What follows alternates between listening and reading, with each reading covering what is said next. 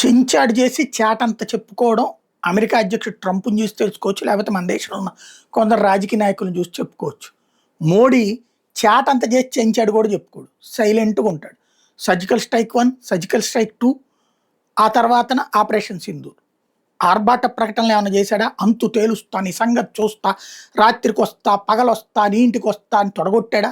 ఏంలే, కొట్టాడు, కూల్గా ఉన్నాడు. ఎప్పుడన్నా ఎన్నికలప్పుడు ఉపన్యాసంలో మాట్లాడతాడు అంతే. చట్టం తన పని తాను చేసుకుపోతుంది అన్నట్టు సైన్యం తన పని తాను చేసుకుపోతుంది అంటాడు తప్పించి నేనే చెప్పాను ఆడి తీసేద్దాం అనుకున్నాను, ఈడి దాడి తీసేద్దాం అనుకోడు. చైనా వాళ్ళని 3 సార్లు చొక్కలు చూపించాడు.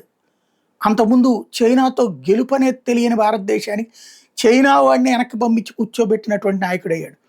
అలాగే సర్జికల్ స్ట్రైక్స్ తీసుకెళ్లి బర్మా, మయన్మార్ లోపలికి వెళ్ళి 4 సార్లు అటాక్ చేయించినటువంటి వాడు.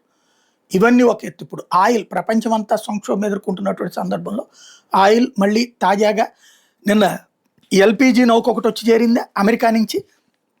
రెండో వైపు రష్యా నుంచి చమురు వచ్చింది.